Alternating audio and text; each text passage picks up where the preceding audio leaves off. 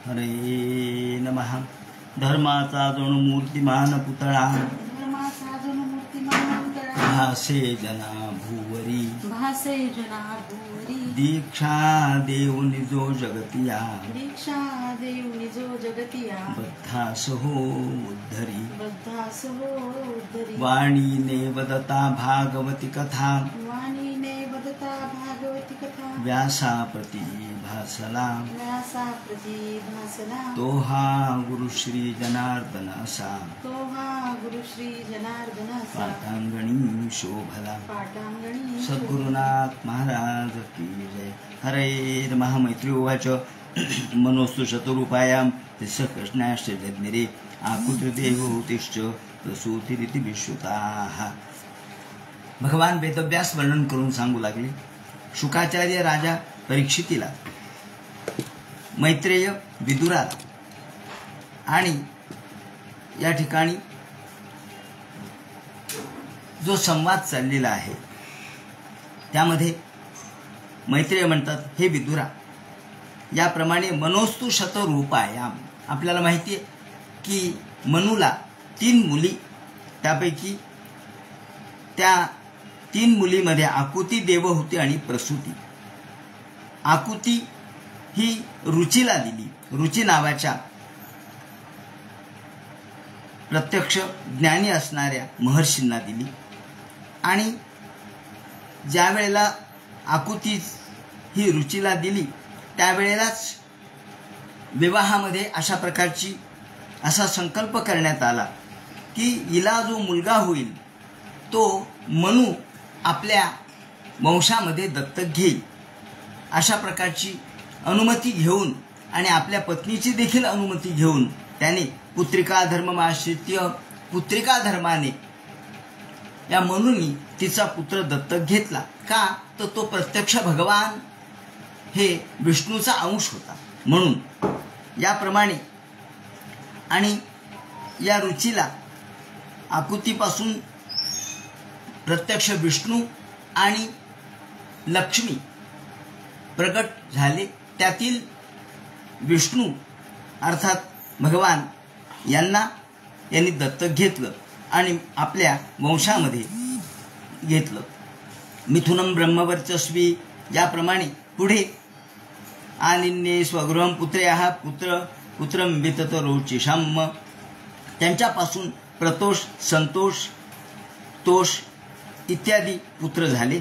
आणि पुढे तुषित नावाचे देव ते झाले. आणि हे पुढे स्वयंभुव मन्वंतराच्या नंतर ते देव म्हणून प्रख्यात झाले. त्यानंतर मरीची, मिश्रा, ऋषयो, यज्ञ, सुरगणेश्वराः. त्यानंतर मरीची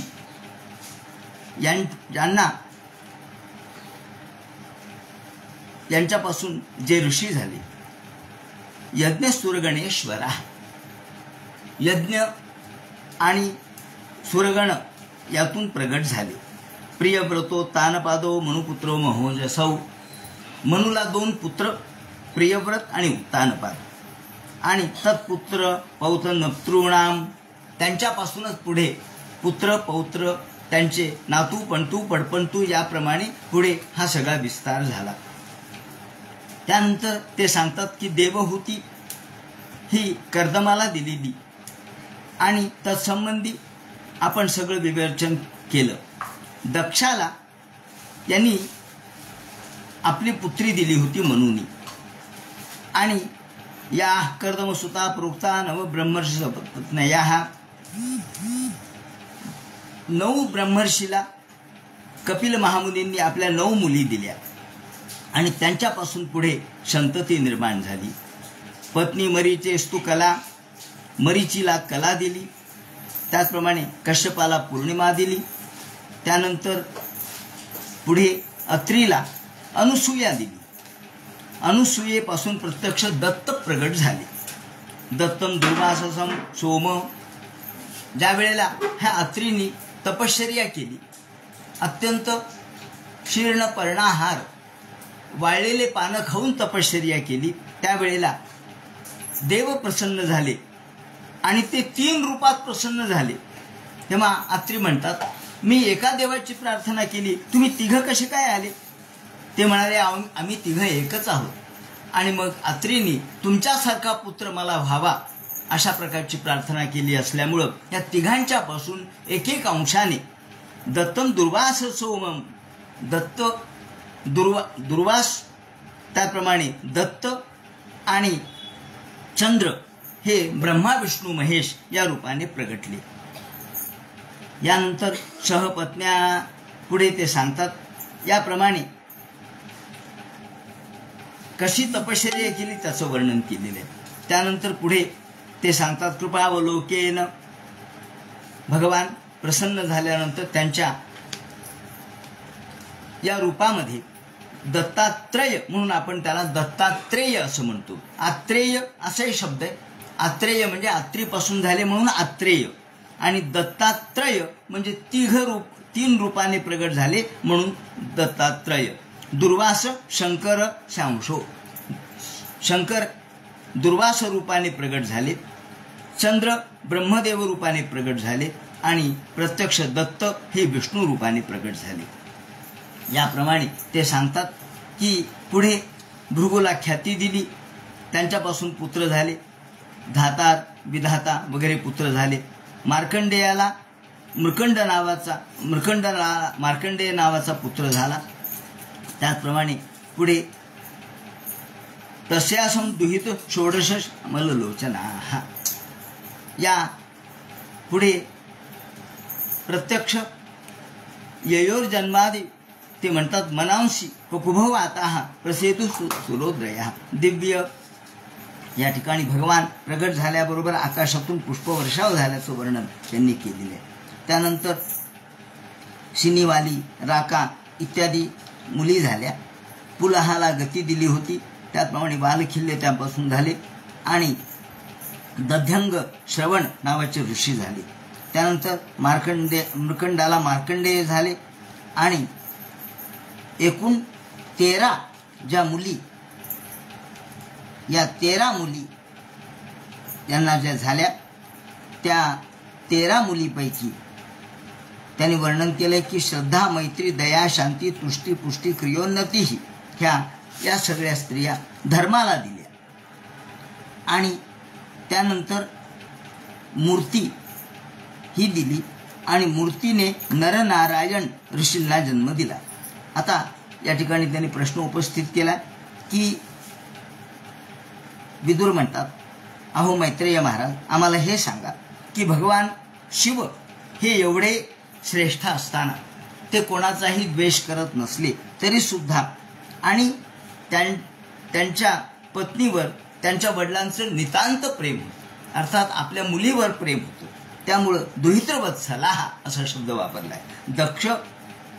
दक्षाला मुलगी दिली होती म्हणून त्यामुळं प्रसूती ही दक्षाला दिलेली होती. या प्रसूतीपासून प्रत्यक्ष पार्वती म्हणजे सती जन्माला आली आणि इतरही अनेक 16 मुली जन्माला आल्या, त्यापैकी 13 त्यांनी धर्माला दिलेल्या होत्या.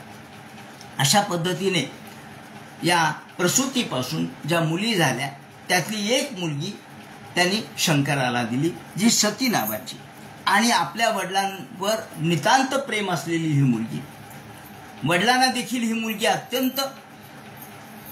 अत्यंत आवडती होती. मग असं असताना त्यांनी शंकराशी द्वेष का केला, अशा प्रकारचा प्रश्न त्यांनी उपस्थित केला. ते म्हणतात कस्तम चराचर गुरुम, आणि शंकर महादेव हे चराचर गुरुम, सगळ्या चराचराचे गुरु आहेत, श्रेष्ठ आहेत, आणि असं असताना सुद्धा त्यांचा द्वेष यांनी का केला. मैत्री म्हणतात विदुरा, त्याचं कारण असं झालं, पुरा विश्वराम सत्रे एकदा घटना अशी घडली की दक्ष हे प्रजापती आहेत आणि ते प्रजापती असल्यामुळं एकदा त्यांनी एक निमित्ताने सत्र आयोजित केलेलं होतं. त्या सत्रामध्ये अनेक ऋषी, मुनी, देवता, त्याचप्रमाणे अग्नी हे सगळे उपस्थित झाले होते. सगळ्या प्रकारचे देव, देवता, ऋषी, मुनिगण उपस्थित झालेले आणि उदतिष्ठन सदस्य असते, भरगच्च सभा भरलेली, आणि दक्ष प्रजापती असल्यामुळं सगळ्यामध्ये श्रेष्ठ होते.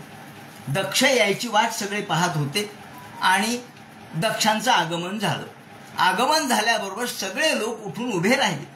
अहो, देव असतील, त्याचप्रमाणे ऋषी असतील, मुनी असतील, तपस्वी असतील, अग्नी होता, हे सगळे उभे राहिले. उदतिष्ठन सदस्य असते, सगळे सदस्य उभे राहिले. उठून त्यांनी अभ्युत्थान दिलं, नमस्कार केला. फक्त महादेव उठले नाही. महादेव त्यांचे जावई होते, पण महादेव उठले नाही.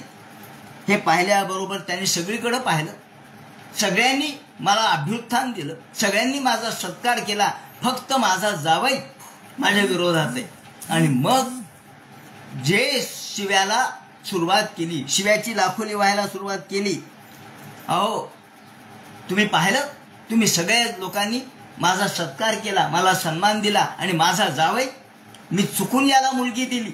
खरं म्हणजे मी याला मुलगी देणार नव्हतो. मरकटलोचना हा, केवळ माकडाच्या डोळ्याचा हा, विनाकारण मी याला मुलगी दिली. हा शुद्ध तर नाहीच आहे. स्नान नाही, कर्म नाही, धर्म नाही, यज्ञ नाही, याग नाही, केवळ स्मशानामध्ये पडतो. त्याचप्रमाणे अंगाला राख लावतो. अयंतु लोकपालानाम, आणि लुप्तक्रिया, काही नाही, कर्म नाही, धर्म नाही, स्नान नाही, संध्या नाही, काही नाही करत. आणि अनिच्छप्यताम बालाम, माझी इच्छा नव्हती माझ्या मुलीला द्यायची, पण लोकांनी आग्रह केला म्हणून दिली. प्रेतैर्भूतगणे वृतः, सगळ्या बाजूला फक्त प्रेत, भूत, पिशाच यांचे गणच तेवढे असतात. बाकी याच्या भोवती दुसरं कोणीच नाहीये. अंगाला सगळे राख काय लावतो, चिताभस्म काय धारण करतो. शिवापदेशो ह्य शिवो, लोक याला शिव म्हणतात म्हणे. शिव, अहो शिव कशाचा? हा अशिव आहे. याला लोक शिव म्हणतात, हा अशिव आहे.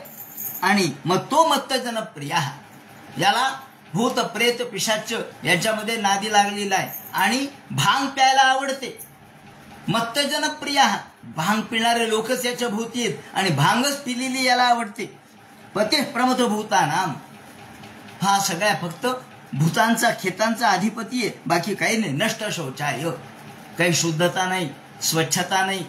आणि अशा गचाळ राहणाऱ्या माणसाला मी मुलगी दिली.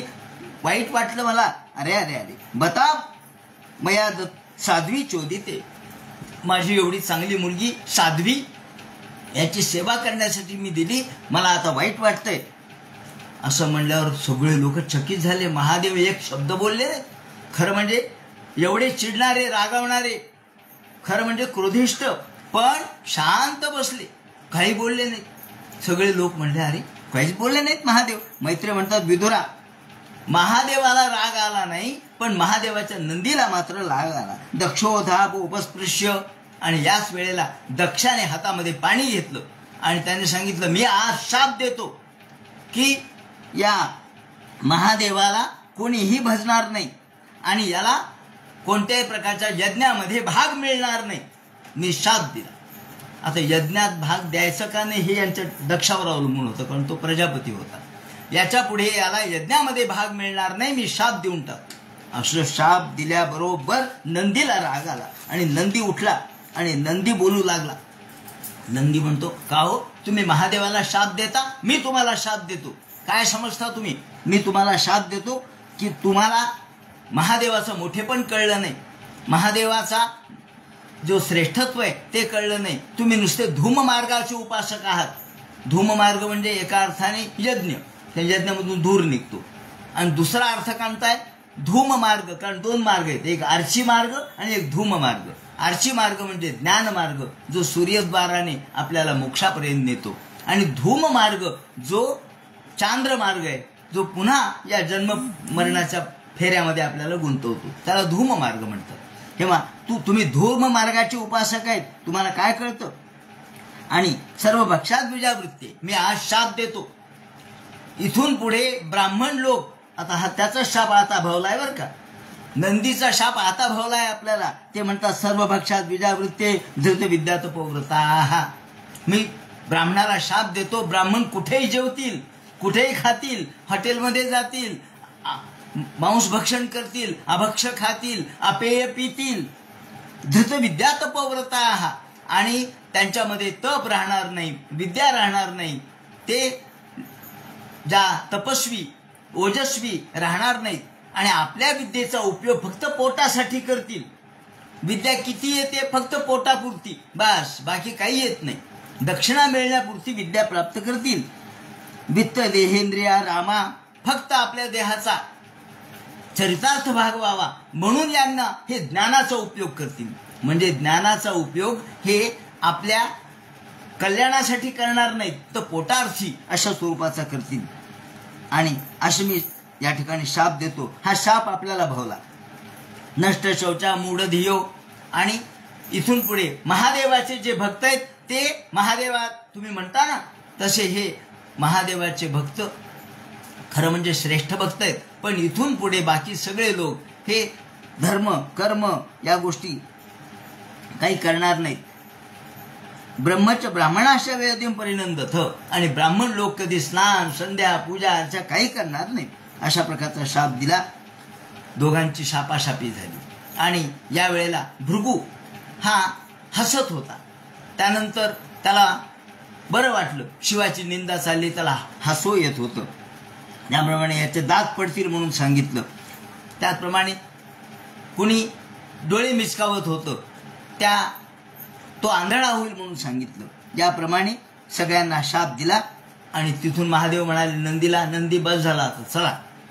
आणि नंदीला घेऊन महादेव परत आले, आपल्या कैलासाला आले. मैत्री म्हणतात विदुरा, याप्रमाणे सदा विद्वेषत्व एवं कला विध्रियमान यो हो. आता यांच्या दक्षाच्या मनामध्ये एकच गोष्ट होती, आता महादेवाचा अपमान करायचा. महादेवाचा असा अपमान करायचा सगळ्यांच्या समोर झाला पाहिजे. आपण महादेवाला आता यज्ञ मोठा करायचा आणि महादेवाला मात्र बोलवायचं नाही.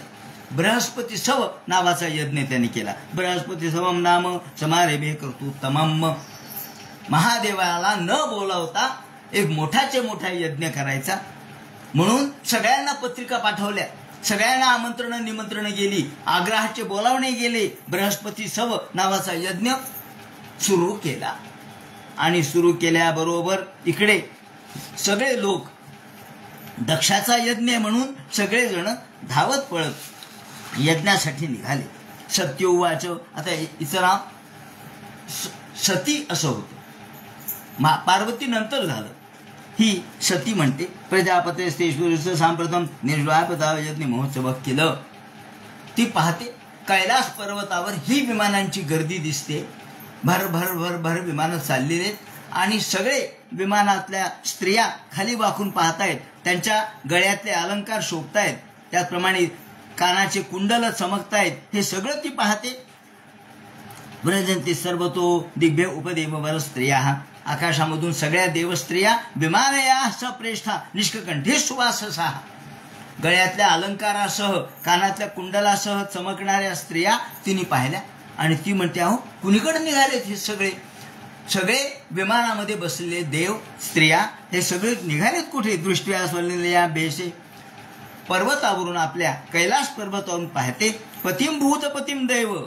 आणि आपल्या पतीला म्हणते अहो त्याने डोळे झाकलेले होते. शांत डोळे झाकून समाधी घेतलेली, समाधी लावलेली. आणि ती म्हणते पार्वती अर्थात सती, अहो तुम्ही डोळे झाकून बसलात, पहा ना वरती पहा जरा. काय पहा. अहो एवढ्या सगळ्या स्त्रिया देवस्त्रिया त्याप्रमाणे चांगल्या सुंदर अशा प्रकारच्या विमानामध्ये अलंकाराने मंडित होऊन निघाल्यात. आणि त्यांचे शब्द मी ऐकले की दक्षाकडे यज्ञ आहे असं मी ऐकलं. कुठे निघाल्यात तर दक्षाकडे यज्ञ आहे. प्रजापते स्ते श्वसुरस्य. अहो तुमच्या सासऱ्याकडे यज्ञ आहे. तुमचे सासरे त्यांच्याकडे यज्ञ आहे. यज्ञ महोत्सव किलं. किलं शब्द हा कदाचित या अर्थाने येतो. कदाचित कारण असं मी अस्पष्ट ऐकलंय की दक्ष प्रजापतीकडे यज्ञ आहे. हे माझ्या कानावर शब्द आले. मग कदाचित त्या यज्ञासाठी सगळ्या स्त्रिया निघाल्या नसतील का. आणि वयांच तत्रा बिसरा.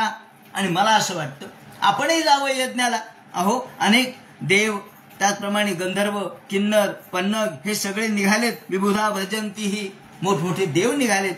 ते सगळे निघालेत. बघा ना हे पहा आकाशामध्ये विमानं दिसत आहेत. तस्मिन भगिन्यो मम भरतृ. आणि या यज्ञामध्ये अहो सगळ्यांच्याच भेटी होतील ना. माझ्या सगळ्या बहिणी येतील, माझ्या बाकीच्या सगळ्या बहिणी येतील, माझ्या मावश्या येतील. त्याचप्रमाणे माझ्या वडिलांची माझी भेट होईल, आईची माझी भेट होईल.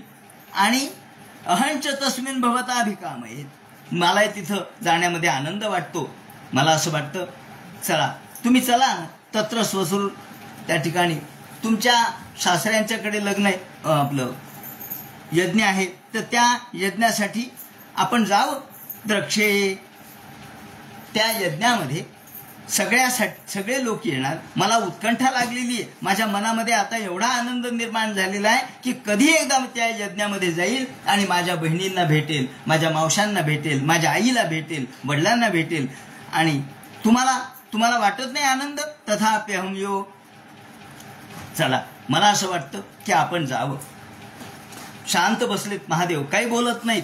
ते म्हणतात नाही, हे पहा पश्चात ती बोलतच राहते. या साम्राज्यात भेद, अहो कथम सुताया पितृगेह कौतुकम, आपल्या वडिलांच्या घरी जायला कोणाला आनंद होत नाही, आणि आपल्या वडिलांच्या घरचं कौतुक पाहायला कोणाला आनंद होणार नाही हो. अनाहुता, तुम्ही म्हणाल आपल्याला अजून पत्रिका आली नाही, आपल्याला अजून निमंत्रण आलं नाही, आपल्याला अजून बोलावणं आलं नाही, असं तुम्ही म्हणाल. पण मला हे सांगा, अनाहुता आप्यभियंती सौहृदम, अनाहुता, न बोलावता जरी गेलं तरी काय हरकत आहे हो? का? ते आपले प्रियच आहेत.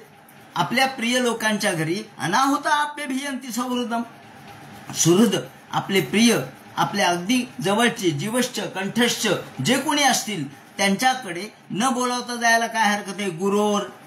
गुरुच्या घरी न बोलावता जायला काय हरकत आहे? त्याप्रमाणे आपल्या जीवश्च, कंठश्च असणाऱ्या नातेवाईकाकडं न बोलावता जायला काय हरकत आहे? तन्मे प्रसिदे, जर त्यांना आनंद होत असेल तर आपण जायला काय हरकत आहे? आणि त्वयात्मनार्धम हदबर चक्षुषा निरूपितात्मानुग्रहण याचिता, नसेल पत्रिका आली, नसेल कदाचित पाठवलं, वेळ मिळाला नसेल, किंवा पाठवली असेल ती आपल्यापर्यंत आली नसेल, निमंत्रण आलं नसेल, तुम्ही दुर्लक्ष करू नका. असं म्हटल्यानंतर ऋषी म्हणतात, अशा पद्धतीने ही सती बोलत राहिली आणि महादेव फक्त शांतपणाने ऐकत राहिले.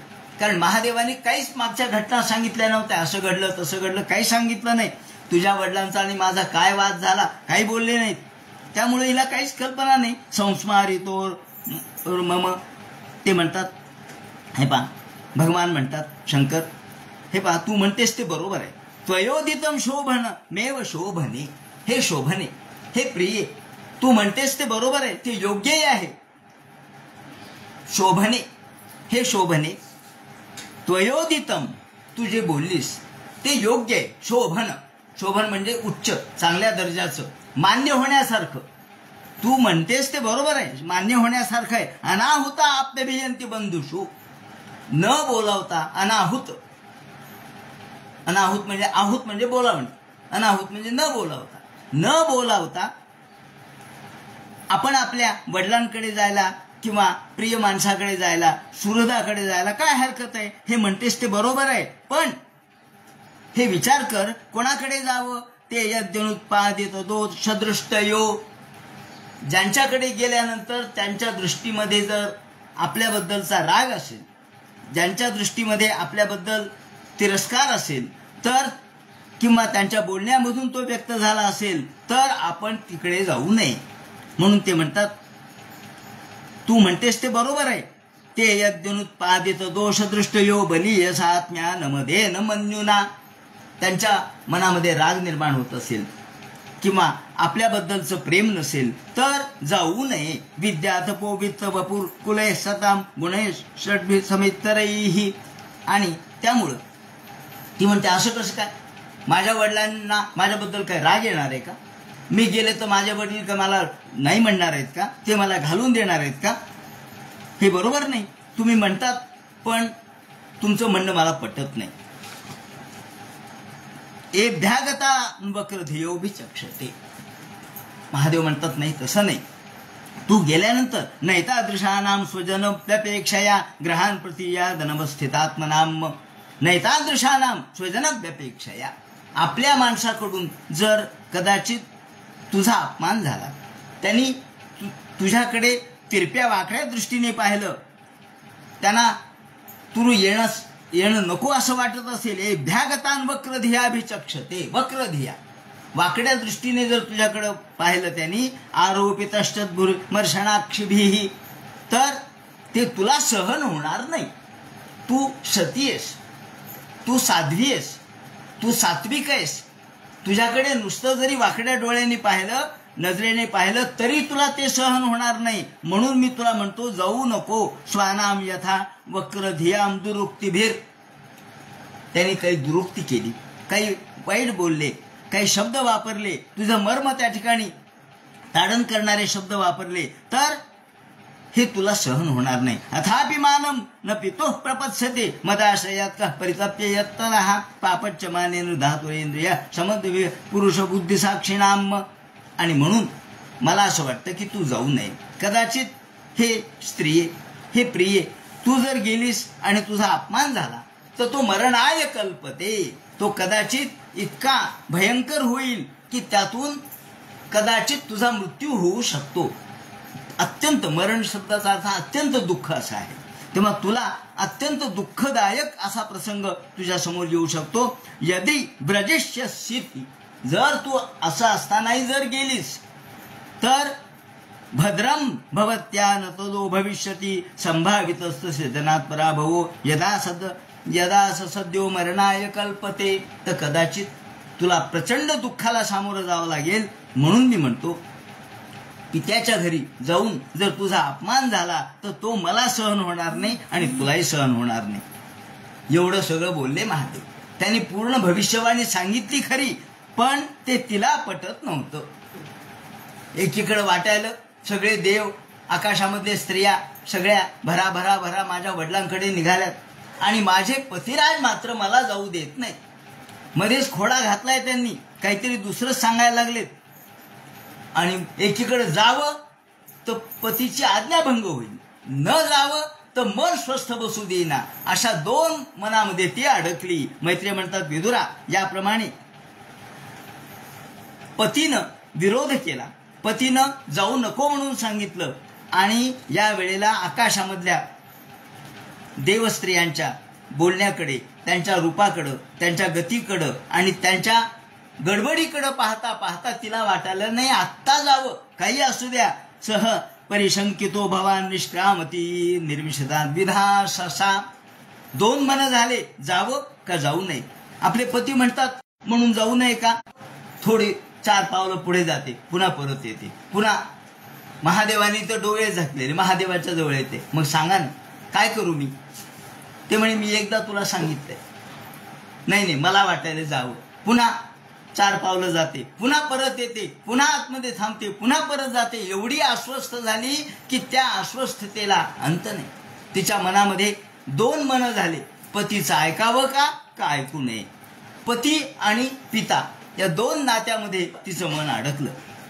पित्याकडे ओढ होती जायची आणि पतीची आज्ञा मोडायची इच्छा नव्हती. ज्याप्रमाणे भवम भवान्या प्रतिपुरुषम वृषा प्रदक्षदी वैचिद्या वैपथो. अंगामध्ये मोठ्या या सगळ्या गोष्टीमुळं 2 मन झाल्यामुळं थरथर थरथर कापू लागली. घामाघूम झाली, अंगामध्ये घाम निर्माण झाला. ततो विनिश्वस्य, मोठमोठ्याने श्वास टाकू लागली. महादेव बारकाईने पाहत होते हिची मानसिक स्थिती काय होते, मन कसं विचलित होतंय ते पाहत होते. तिचं मन एकीकडे आपल्या वडिलांकडे आणि दुसरीकडे पतीच्या शब्दात अडकलेलं आहे. काय करावं. ततो विनिश्वस्यती थाय विहायतम शोकेन रोषेण दुहिता हृदा. शोकेन आणि रोषेण. रोष कोणाचा. महादेवाबद्दल रोष वाटत होता आणि आपल्या पतीचा रोष पत्करून सुद्धा जावं का याचा विचार करता करता आपल्या वडिलांकडे तिचं मन धावत होतं.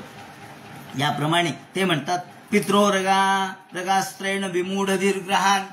शेवटी महादेव म्हणाले का ग तुला जावंसं वाटतंय का. ती म्हणाली हो. पहा पुन्हा एकदा विचार कर, भविष्याचा विचार कर.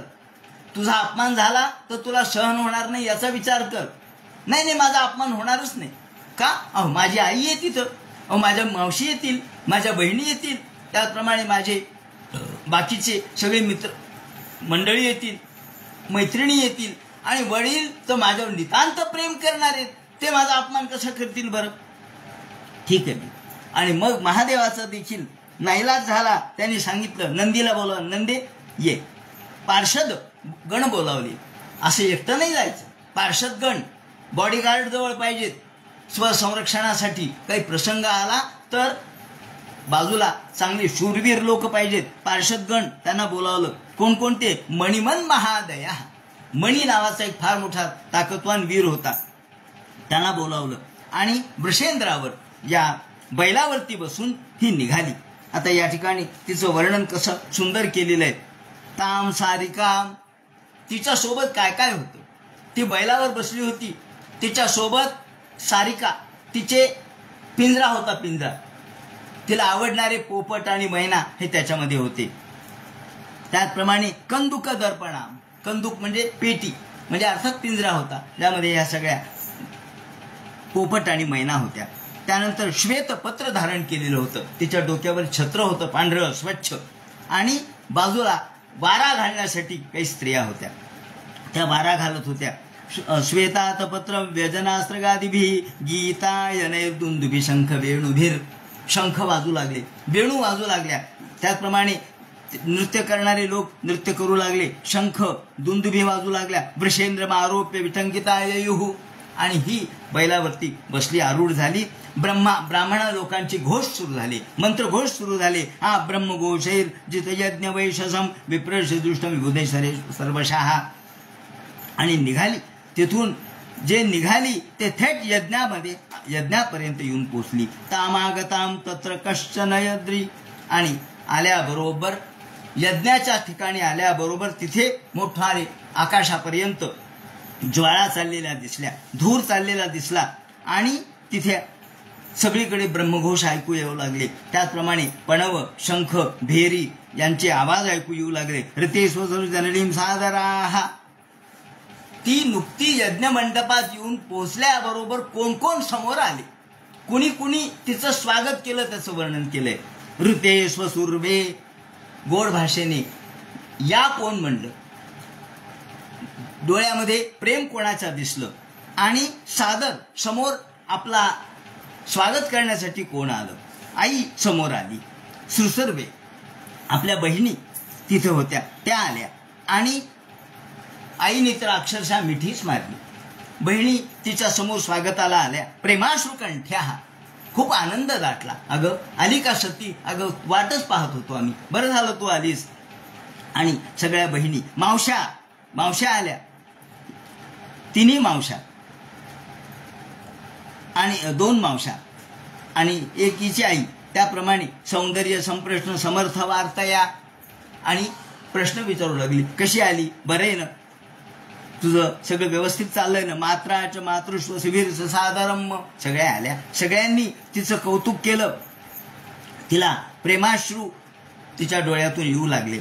आणि आलिंगन दिलं. दत्तांश पर्यावरमासनांच्या सम, आणि तिला आसनावर बसवलं. आईने प्रेम व्यक्त केलं. आईने तिच्यावरून दृष्ट काढली. त्याचप्रमाणे तिला आसनावर बसवलं. आणि सगळ्या बहिणी तिच्याबरोबर बोलू लागल्या. पण तिचं लक्ष नव्हतं. ती पाहिलं तिने, तिला आसनावर बसवलं खरं, पण यज्ञ मंडपात तिची दृष्टी भिरभिर भिरभिर फिरू लागली. या यज्ञ मंडपात आपल्या पतीला स्थान दिलंय का हे ती पाहत होती.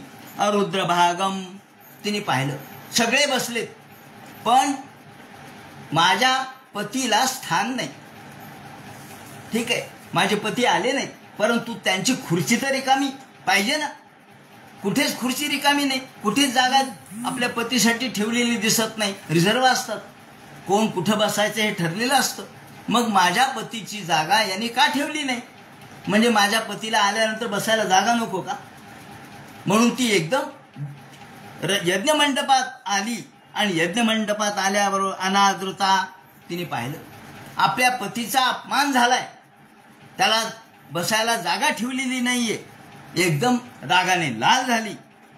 आणि जगरहसा मर्ष विपन्न या गिरा, आणि मोठ्या रागात बोलू लागली. काय हो, वडिलांना म्हणते, कारण वडिलांनी लक्ष दिलं नव्हतं, कारण वडिलांनी तिच्याकडं पाहिलं सुद्धा नव्हतं. आई आली, आईने प्रेमाने आलिंगनही दिलं, बहिणी आल्या, मावश्या आल्या, पण वडील मात्र आले नाही. जे तिच्यावर नितांत प्रेम करत होते ते मात्र आले नाहीत. याचा तिला रागही आला आणि आता तर पतीची जागा न ठेवल्यामुळं ती एकदम चिडली आणि म्हणाली, का हो? आपल्या वडिलांना म्हणाली, दक्षा, तुम्ही माझ्या पतीला अशा पद्धतीने अपमानित करायचं ठरवलंय का? तुम्ही काय समजता? माझे पती म्हणजे काय सामान्य आहेत का? तुम्ही त्यांना अशिव म्हटलं, तुम्ही त्यांना दोष दिलेत, तुम्ही त्यांना शिव्या दिल्या, पण ते मुक्त वैरके, ते सगळ्यापासून अलिप्त आहेत, कोणाशीही त्यांचं वैर नाही आणि तुम्ही मात्र त्यांच्याशी वैर करत आहात. तस्मिन समजतात म्हणजे मुक्त वैरके ऋते भवंतम मनःप्रतिपयेत. तुमच्या मनामध्ये दोष आहे, तुमच्या मनामध्ये दुष्प्रवृत्ती आहे, म्हणून तुम्ही माझ्या पतीकडं दोषबुद्धीने पाहता. दोषांत परेशान ही दोषबुद्धी तुमच्या डोक्यात आहे आणि म्हणून तुम्हाला माझ्या पतीमध्ये दोष दिसतात. वास्तविक गुणेषु साधव गृह्णन्ति. माझे पती सगळ्याच्या पलीकडचे, गुणांश फल्गुन बहुली करिष्मणो. आणि जे श्रेष्ठ दर्जाचे लोक असतात, जे ज्ञानी असतात, ते गुणांश फल्गुनी बहुली करिष्ण. थोडा गुण असला तरी ते त्याचं कौतुकच करतात.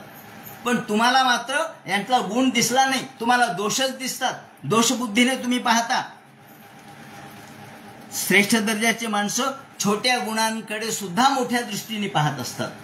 म्हणून असं म्हटलेलं आहे की स्वयं के रजवत दोषों को गजवत मानने वाले और दूसरों के गजवत दोषों को रजवत मानने वाले आदमी बडे होते हैं. गांधीजींचं वाक्य.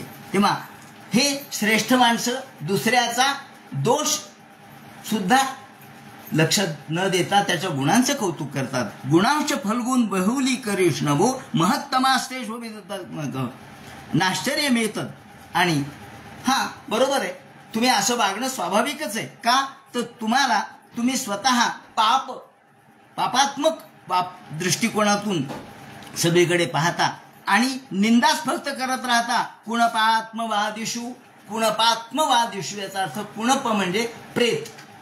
तेव्हा तुम्ही फक्त प्रेताचे उपासक आहात, मृत गोष्टीचे उपासक आहात. जो धर्म समाजामधला संतुलन राखणार आहे त्या धर्माच्या ऐवजी तुम्ही फक्त यज्ञ आणि त्यामध्ये तूप टाकणं एवढंच काम केलं. धूममार्गाचे उपासक आहात. शीर्षम महापुरुष पाद सुंदर निरस्त तेज सुतस देव शोभनम.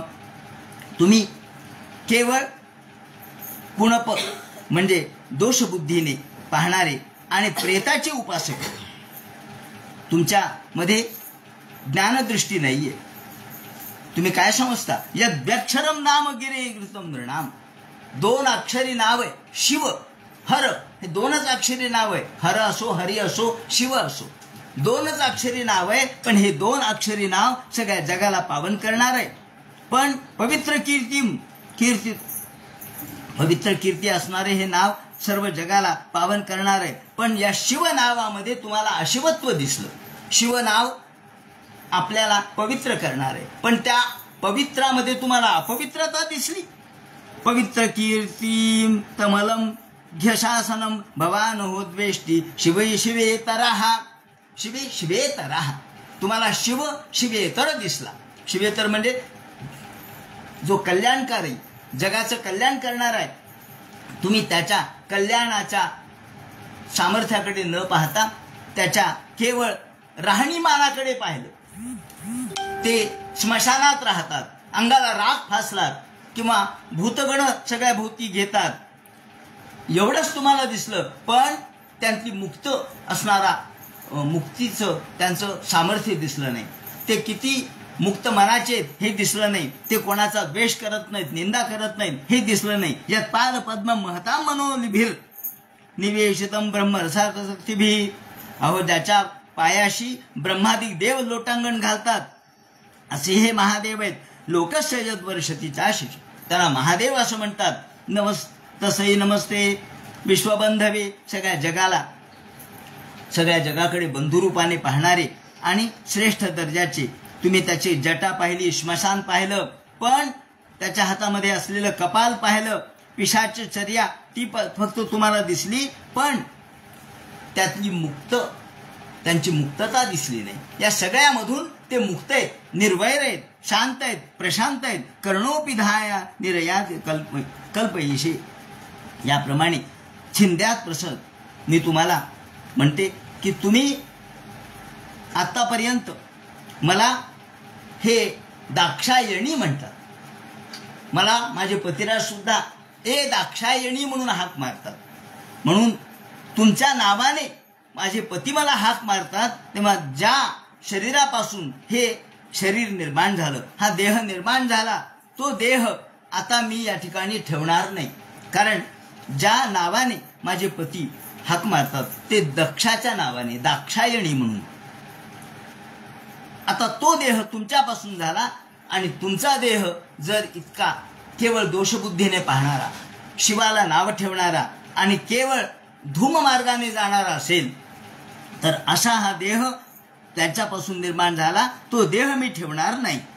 आणि यथागतिर्दैव मनुष्यो पृथक त्वयेव धर्मेंद्र नैतेन देहेन हरे कृतागसो. ज्या देहाला तुमच्या नावाचा स्पर्श, ज्या देहाला तुमच्या नावानी ओळखलं जातं, तो देह मला आता ठेवायचा नाही. कुजन्मना, हा जन्म माझा वाईट आहे असं मी समजते. मी वाईट माणसाच्या पोटी जन्माला आले. व्रीडा, मला आता लज्जा वाटते त्याच्याबद्दल. म्हणून आत्ताचे आत्ता मी हा देह नष्ट करते असं म्हणून क्षणामध्ये समाधी लावला, डोळे झाकले आणि धाड धाड धाड धाड देह त्या ठिकाणी भस्मसात करून टाकला. हे पाहता क्षणीच सगळेजण घाबरले. अरे अरे अरे अरे, दाक्षायणीने देह जाळला, सतीने देह जाळला. सगळे बोलू लागले, आश्चर्यचकित झाले. वडील पाहू लागले तिचे. त्याच वेळेस जिच्यासोबत जे पार्षदगण आलेले होते, मणी, त्याचप्रमाणे महादेव इत्यादी, मणिमन महादया हे जे आलेले होते, त्या सर्वांनी तिथे सगळ्या यज्ञमंडप उद्ध्वस्त करायला सुरुवात केली. आणि त्याच वेळेला या सगळ्या लोकांनी यज्ञमंडप उद्ध्वस्त केला. कुणी तिथले कुंड फोडले, कुणी तिथे मूत्र विसर्जन केलं, कुणी तिथे मारामारी सुरू केली. त्याचप्रमाणे भृगूला मारलं, कोणाचे दात उपटले, कोणाचे डोळे उपटले. याप्रमाणे तेवढ्यात यांनी ऋभुगण निर्माण केले. ऋभू नावाचे काही युद्ध करणारे हे निर्माण केले. आणि या ऋभुगुणाने ततस्वभर्तुर शरणांबुजा शवम, याप्रमाणे त्या ऋभुगुणाने ऋभो नाम तपसो सोमम प्राप्त सहस्रशः. हजारो ऋभुगुण आले आणि या हजारो ऋभुगुणांनी त्या ठिकाणी सर्व उद्ध्वस्तीकरण करून टाकलं. आणि एवढ्यात पार्वती तर ही सती जळून भस्मसात झाली. सगळं यज्ञ मंडप उद्ध्वस्त झाला. आणि दक्षण तत्पार्षद, सगळे पार्षद गण यांनी दक्षाला मारायला सुरुवात केली. परंतु दक्ष तिथून बाजूला गेले, तो मरू शकत नव्हता. यज्ञघ्नेन योजा दक्षिणाग्नौ जुहावह, त्यांनी दक्षिणाग्नी धारण केले असल्यामुळं तो मरणार नव्हता. याप्रमाणे ऋभूनी तिथे सगळं उद्ध्वस्तीकरण केलं आणि सगळे निघून गेले. इकडे महादेव शांत डोळे झाकून बसलेले होते कैलास पर्वतावर. पार्वती सती गेली, त्याला माहीतच होतं काय होणार आहे, हे माहीत होतं, पण त्याचा विचार केला नाही. शांत डोळे झाकून बसले. आणि ते म्हणतात, मैत्री उवाच भवो भवान्या निधनम प्रजापते रसत्कृताया अवगम्य नारदात. नारदाला कुठे चैन पडते. भजमन नारायण नारायण नारायण, भजमन नारायण नारायण नारायण, भजमन नारायण नारायण नारायण, भजमन नारायण नारायण नारायण. नारद आले. आल्याबरोबर महादेवाने स्वागत केलं. या या या नारदा बसा. कुणीकडे येणं केलं? अहो कुणीकडे म्हणून काय विचारता?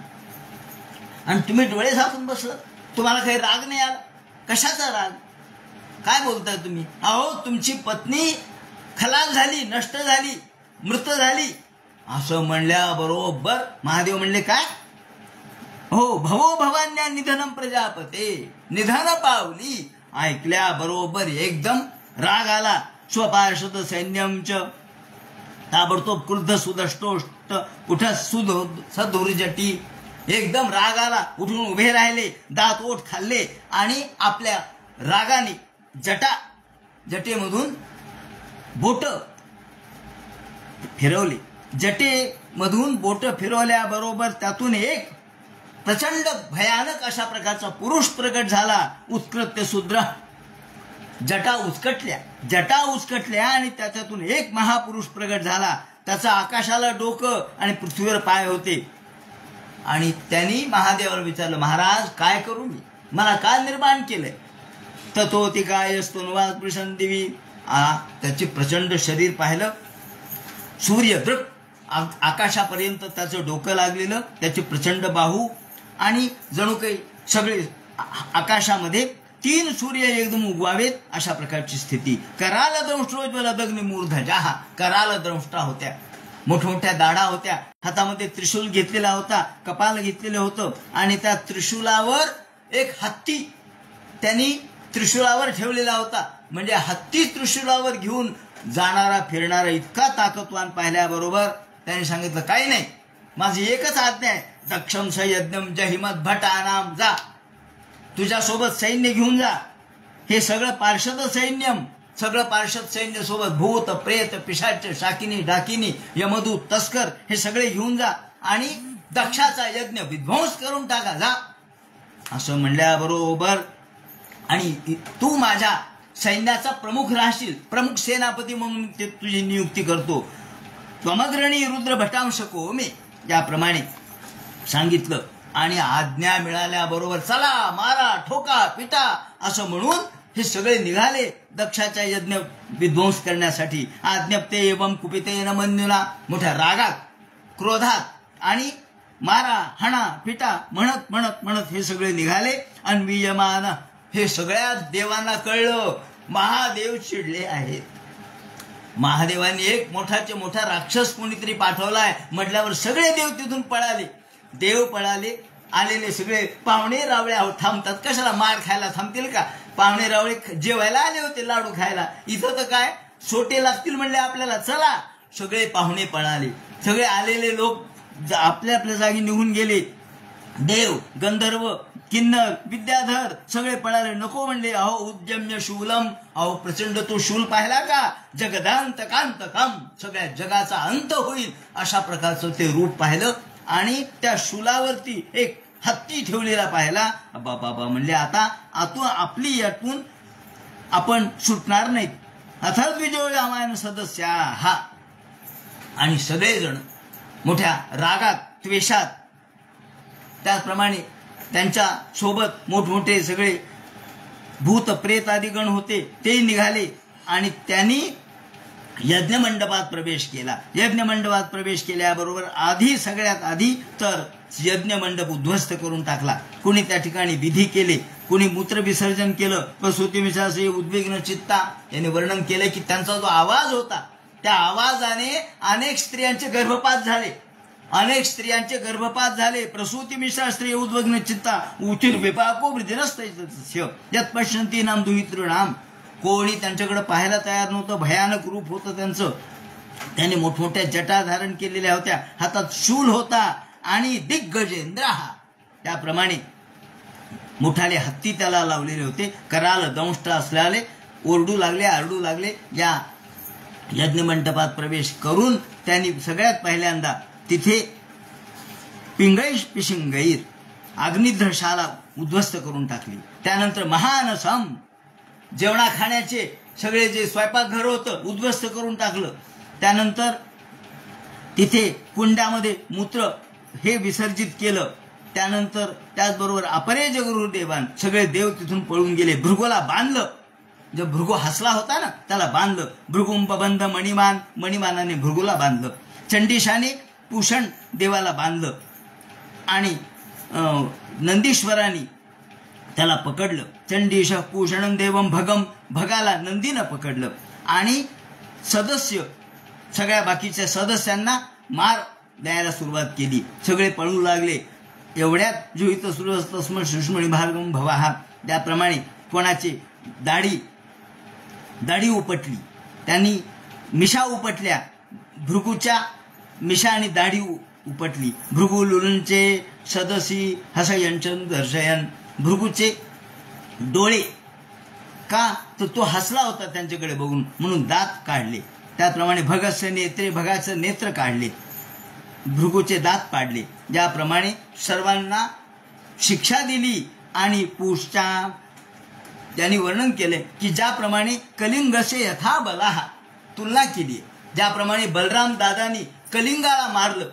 मग पुढे कथा येणारच आहे ते दशमस्कंदाच्या उत्तरार्धामध्ये, की ज्या वेळेला या कृष्णाच्या मुलाचं लग्न नातवाचं होतं त्यावेळेला हा कलिंग राजा बलराम दादाला हसला, तुम्हाला काय दूध खेळता येते, तुम्ही ते या गाई बैलाच्या मागे धावणार आहेत, गोपाळ आहेत तुम्ही, तुम्हाला येत असतं काय, राजाला येत असतं. वास्तविक बलराम दादा जिंकले, पण यांनी जिंकले नाही म्हणून खोटं सांगितलं. आणि मग बलराम दादाला राग आला. त्यावेळेला बलराम दादांनी जसं कलिंगाला मारलं तसे यांनी त्याला मारलं म्हणून लिहिले. शप्यमाने नगरी याप्रमाणे. आता हातात शस्त्र घेतलं यांनी आणि त्यांनी शस्त्राने हा मरेना, दक्ष अस्त्राने मरेना, काय करावं काही कळेना. दक्ष कारण त्यांनी दीक्षा घेतलेली होती. दीक्षा घेतलेली असल्यामुळं तो काही मंत्र पूर्ण त्याचं शरीर मंत्राने युक्त झालेलं होतं. सगळ्या शरीरामध्ये मंत्रच होते ना, मंत्रमय असं शरीर झाल्यामुळं तो मरत नव्हता. यावेळेला वीरभद्राने भगवान शंकराची प्रार्थना केली. शांत वीरभद्र म्हणाले, महाराज हा दक्ष काही ठार होत नाही, काय करावं. दृष्ट्वा संज्ञपनम योगम, आणि मग संज्ञपन नावाचा योग सांगितलाय. आता संज्ञपन नावाचा योग काय, तर तो ज्यांना ज्याला आपण यज्ञ यागातलं सूक्ष्मता कळते त्यांनाच कळू शकतं. कारण ज्या पद्धतीने आलभन करतात पशुचं, ज्या मंत्राने आलभन करतात त्याच मंत्राने याचा मृत्यू होऊ शकत होता. म्हणून त्या पद्धतीने ते मंत्र त्यांनी म्हटले. आणि संज्ञपन नावाच्या योगाने अर्थात पशुला मारत असताना यज्ञामध्ये जसं आलभन करतात त्यावेळेला जे मंत्र म्हणतात तो मंत्र यांनी म्हटला आणि बरोबर याचं शिर त्याच्या धडापासून मुक्त करून टाकलं. यजमान पशोकस्य काय तेना हरिच्छिराहा. रो सगळीकडे वार्ता पसरली, देवापर्यंत गेली. ब्रह्मदेव विष्णू यांच्यापर्यंत वार्ता गेली.